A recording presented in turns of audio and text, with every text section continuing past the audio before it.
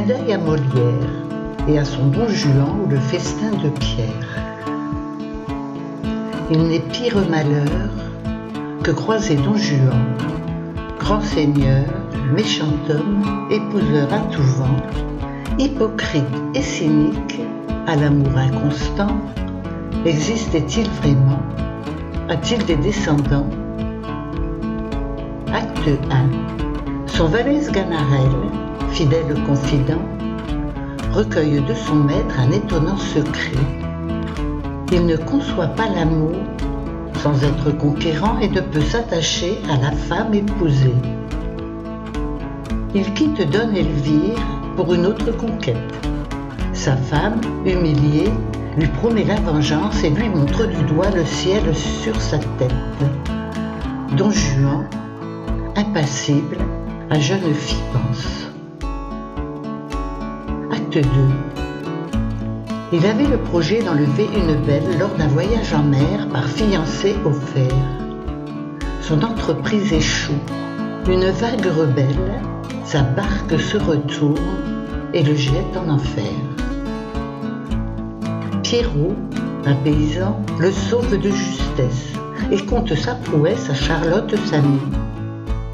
L'émotion passée, vêtue d'un bel habit, Don Juan séducteur et sème sa tendresse à jolie Mathurine et lui fait les yeux doux. Gourmand, insatiable, Charlotte aussi courtise, lui promet mariage, apparat et devise, noblesse et grande vie, et aussi beaux bijoux.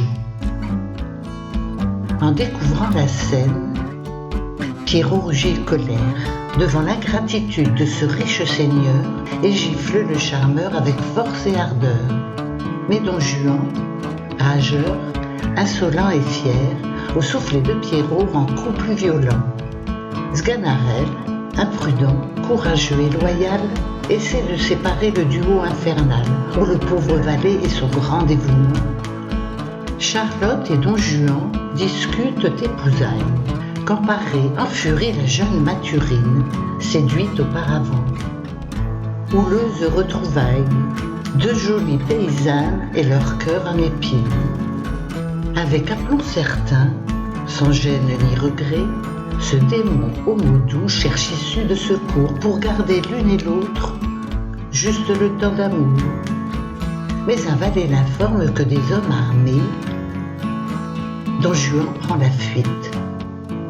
Acte 3. Leur chance de salut, passée inaperçue. Le maître et son valet changent de vêtements. Ils cheminent ensemble à travers les feuillus, parlant de tout et rien, quand soudain, Don Juan confie à Sganarelle qu'il ne croit pas en Dieu. Il reste fort sceptique quant à la médecine. « Monsieur, taisez-vous donc, reniez votre aveu. Ne craignez-vous pas la sentence divine ?» Don Juan vient en aide à un homme en danger, un des frères d'Elvire. Quelle ironie du sort, venu venger sa sœur et surtout le tuer, mais demande à son frère le report de sa mort.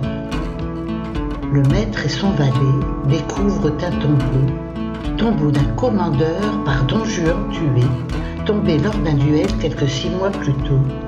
Il invite par bravade la statue à dîner. La statue accepte l'invitation. Acte 4. Don Juan, le soir même, retrouve sa demeure. Il s'installe à sa table et attend son repas. Visites se succèdent, les intrus sont en bas. Le créancier dimanche, il va couvrir de fleurs et de tant de louanges qu'il resta bouche bée. Puis son père Don Louis reproche dans la voix, mais aussi Don Elvire, venu le supplier de renoncer au vice et de trouver la foi. Vaine intervention.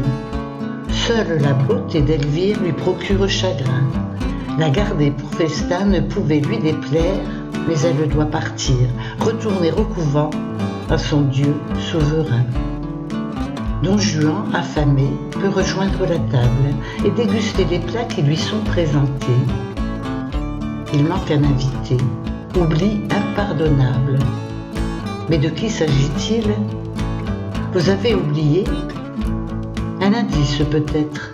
la statue d'un défunt, celle du commandeur tué par Don Juan. L'écrit est un peu long, je sais, je vous comprends. Il ne reste qu'un acte pour connaître la fin. La statue du commandeur s'invite pour le lendemain. Acte 5. Quelle mouche a piqué Don Juan l'insolent? Il annonce à son père qu'enfin il croit en Dieu. Sganarelle, étonné, loue son maître et les cieux. Aussitôt détrompé, ce n'est qu'un faux semblant. Puis paraît Don Carlos, frère de Don Elvire, sauvé par Don Juan pour ses ordres donnés. Jurer fidélité à sa sœur bien-aimée. Don Juan lui rappelle son réel repentir. Le ciel, indigné par ce nouvel affront, donne une ultime chance à Don Juan l'impie. Une femme voilée, fantôme dans la nuit, au spectre et voix d'Elvire demandant avec raison un vrai, franc repentir. Don Juan, affolé, veut détruire le spectre mais il s'évapore. Sa dernière chance vient de lui échapper. Il n'en a point fini. Devant lui surgit alors la statue du défunt, de feu le commandeur, venu lui rappeler la promesse conclue.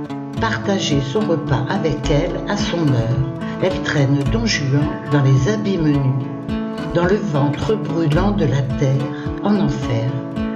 Sganarelle, restée seule, réclame en vain ses gages.